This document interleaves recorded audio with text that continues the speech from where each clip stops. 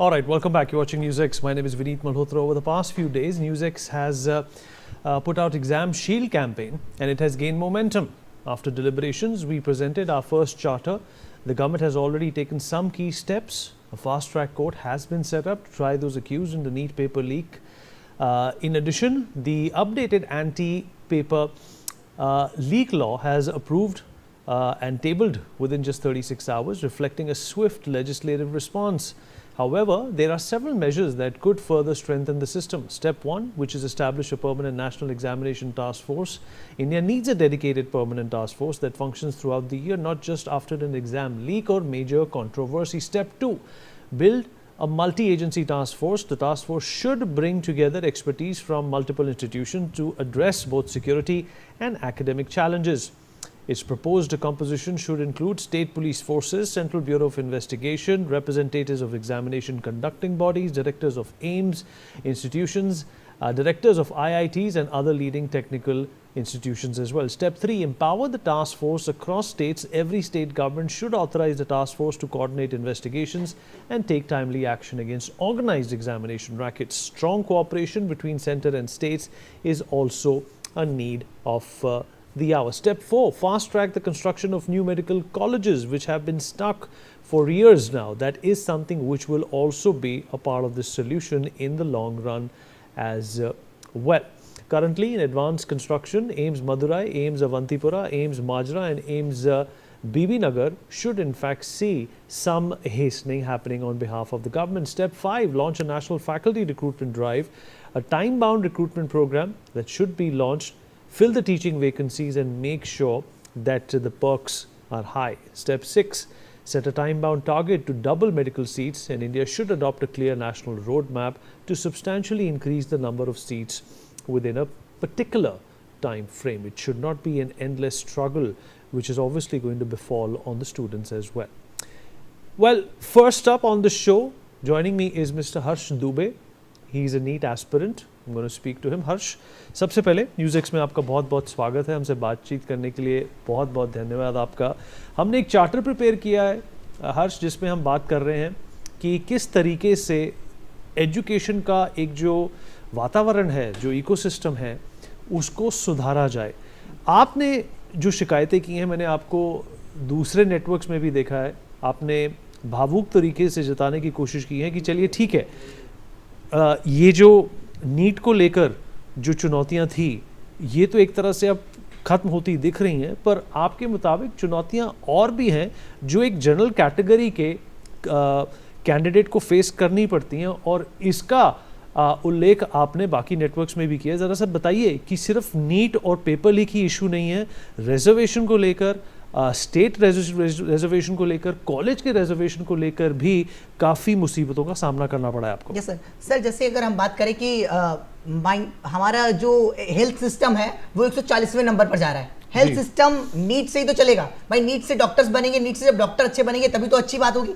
अब -40 नंबर वाला बच्चा भी डॉक्टर जब बनेगा तो क्या उससे कोई इलाज कराएगा क्या? हम रिजर्वेशन को इस तरीके से क्यों रख रहे हैं नॉन स्टॉप? हम कह रहे हैं कि रिजर्वेशन बाबा साहब ने चलाया था. बाबा साहब ने यह भी कहा था कि 10 साल बाद इसमें बदलाव की जरूरतें आएंगी और बदलाव किए जाएं. हम सिर्फ इसको वोट बैंक की राजनीति बटोरने के लिए आज तक इसको ढो रहे हैं. क्यों ढो रहे हैं इसको?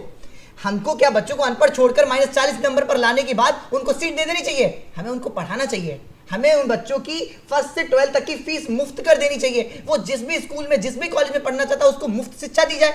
गरीबों को अनपढ़ छोड़कर और उनको कह दे कि वोट बैंक बटोरने के लिए अनपढ़ लोगों को डॉक्टर बना देंगे तो हेल्थ सिस्टम 140 पर तो जाएगा ही. एक नेगेटिव नंबर में लाने वाले बच्चे को भी आप सीट दे रहे हैं जी. अब अगर बात करें हम, वहीं स्टेट वाइज रिजर्वेशन है, कॉलेज वाइज रिजर्वेशन है कि इस कॉलेज में इतने % सीटें जो है सिर्फ SC ST को मिलेंगी या ओबी. क्या जनरल और OBC से आने वाला बच्चा नहीं है क्या? क्या उसने पढ़ाई नहीं करी है क्या? उसने भी तो पढ़ाई करी है दिन रात. वो भी तो 18 घंटे बैठा है. अब आज अभी मैं जब डिबेट में गया था तो वो लोग बातें कर रहे थे हमसे कि कितने सारे स्कूल निकाल लीजिए और उनके प्रिंसिपल जो है जनरल कैटेगरी से आते हैं. पढ़ना पड़ता है उसके लिए, रिजर्वेशन नहीं लेते हैं वो. 18 घंटे पढ़ना पड़ता है. ये हड्डियां, बाल झड़ जाते हैं, आंखों गड्ढे पड़ जाते हैं, तब वो प्रिंसिपल बने. वहां पर रिजर्वेशन लेकर प्रिंसिपल नहीं बने हैं. आप बच्चों को पढ़ाइए भाई। आप SC/ST कैटेगरी के बच्चों को अनपढ़ छोड़कर उनको लास्ट में चीटिंग क्यों दे देते हैं? आप उनको पढ़ाइए, उनको फर्स्ट क्लास से 12th क्लास तक की एजुकेशन बिल्कुल फ्री करिए, अच्छे से अच्छे स्कूल में करिए। वो चाहे अगर प्राइवेट स्कूल में पढ़ना, जयपुरिया स्कूल में पढ़ना, उनको पढ़ाइए। आप रिफॉर्म्स की जरूरत थी तो रिफॉर्म्स लाना चाहिए। अगर रिफॉर्म्स की बात करेंगे तो रिजर्वेशन पर बात करनी पड़ेगी, क्योंकि ओबीसी और जनरल का बच्चा भी बच्चा है, उसने भी पढ़ाई करी है। 18-18 घंटे जब हम लाइब्रेरी में पढ़ते हैं, उसके बाद हमसे कम पढ़ने वाला बच्चा जो घूमता फिरता है, उसकी साल भर हमसे कम नंबर आए, 100 नंबर, 150, और वो सीट ले जाता है और हमें नहीं मिलती है। क्या हम गरीब नहीं? हर्ष, ये बताइए, किसान है और जिनके पापा के पास मर्सिडीज है और अगर उनके नाम के आगे 80 लगा हुआ तो वो गरीब है और मैं अमीर हूं। मैं 10 साल पुरानी बाइक से पेपर देने जाता हूं, तपती हुई धूप में 2 घंटे खड़ा रहता हूं, और वहीं एक बच्चा एसी कार में बैठकर आया है, वो भी वही पेपर दे रहा है, मैं भी वही पेपर दे रहा हूं, मैं उससे ज्यादा नंबर ला रहा हूं, उसके बाद भी मुझे सीट नहीं मिल रही है। हर्ष, ये बताइए, दर्द नहीं होगा? बिल्कुल बिल्कुल। जब हर बार आप सिर्फ बाउंड्री पर जाकर रह जाते हो, बिल्कुल समस्या नहीं होगी? क्या जनरल के बच्चों को समस्या नहीं होती? अरे मेरे गांव में चलिए आप, कितने जनरल बेचारे अपनी 2 वक्त की रोटी नहीं कमा पा रहे हैं। हर्ष, ये बताइए, क्या अपनी 2 वक्त की रोटी नहीं खा पा रहे? क्या सरकार आपसे बात नहीं कर रही है? आप कह रहे हैं आपने ये जो सरकार ने बात किससे करी? सौरभ दास से, आशुतोष से। उनसे बात करने की क्या जरूरत थी? आज सरकार ने दंगाइयों के सामने घुटने टेक दिए। ये देखकर मुझे बहुत बुरा लगा कि देश किस स्थितियों में जा रहा है। सिर्फ अपनी सत्ता बचाने के लिए उन्हें दिखा कि सीजेपी प्रोटेस्ट वाले की सत्ता गिरवा दे, वो सत्ता गिरवा देंगे दंगाई। क्या दंगाई देश चलाएंगे? आज दंगाइयों को सुनकर धर्मेंद्र प्रधान ने इस्तीफा दिया है। मैं खुलकर कह रहा हूं इस बात को। दंगाइयों की बात सुनी जा रही है, स्टूडेंट्स की बात नहीं सुनी जा रही है, क्योंकि दंगाई, आपको लगता है दंगाई हमारी सरकार ना गिरा दे।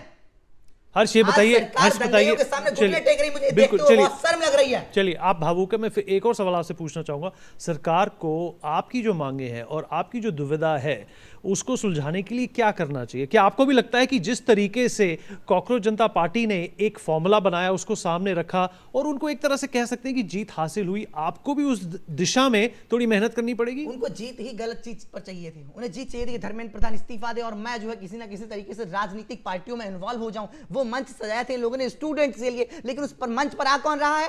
अनुति रॉय आ रही हैं। उस मंच पर उमर खालिद के नारे लगाने वाले लोग आ रहे हैं। उस मंच पर 370 बहाली के नारे लगाने वाले लोग आ रहे हैं, और आप उनकी बात सुनकर इस्तीफा दे देते हैं। जब बच्चे आपसे शांतिपूर्ण प्रदर्शन करके मांग करते तो आप सुनते नहीं है उनकी। चलिए, क्या बच्चों को भी दंगाई बनाना चाहते हैं आपकी? वो तभी आप उनकी बात सुनेंगे। आप बच्चों से संवाद करिए, बच्चों की बातें सुनिए, बच्चों को क्या समस्या है उस पर बात करिए। आप इस विषय पर चर्चा नहीं कर रहे हैं, आप उन दंगाइयों की बात सुनकर इस्तीफा दे रहे हैं। जी हर्ष, बिल्कुल आपने सही फरमाया है। हम आपकी दुविधा के प्रति सहानुभूति रखते हैं। नीट के बच्चे कभी पत्थर नहीं फेंक सकते क्योंकि उनकी बॉडी नहीं बन पाती है। वो 18-18 घंटे से पढ़ते रहते हैं, बाल झड़ने लगते हैं। सर इतनी दम नहीं नीट के स्टूडेंट मोदी को जो वहां जाकर पत्थर चला पाए। ढपली बजाना किसको आता है? नीट के स्टूडेंट्स को ढपली बजाना आता है। चलिए, आपने अपना बिंदु रखा, आपने अपना तर्क रखा, उसके लिए आपका बहुत बहुत धन्यवाद।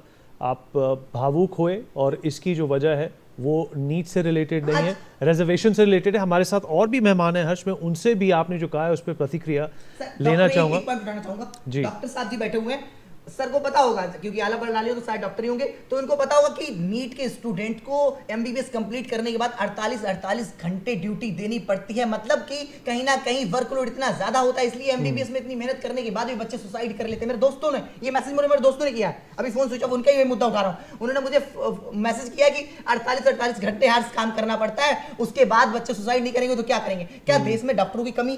तो डॉक्टरों की कमी उनको बढ़ाने के लिए हमें क्या करना चाहिए? सीट बढ़ानी चाहिए। हमें कहीं ना कहीं 50% प्राइवेट सीटों को गवर्नमेंट फीस पे रखना चाहिए, जैसे कई स्टेट कर रहे हैं। क्या इसको हम पूरे इंडिया में? बिल्कुल ठीक मुद्दा उठाया आपने, बिल्कुल ठीक मुद्दा उठाया। जी बिल्कुल, थोड़ा समय दीजिए, मैं बाकी मेहमानों को भी लाना चाहता हूँ इस कॉन्वर्सेशन में। Doctor Salil Garg, senior doctor, is with us on the programme. Mister KV Lakshmana, political analyst, joins us on the show. Gautam Mukherjee, senior journalist, is also here with us. Kalyani Shankar, senior journalist, joins us on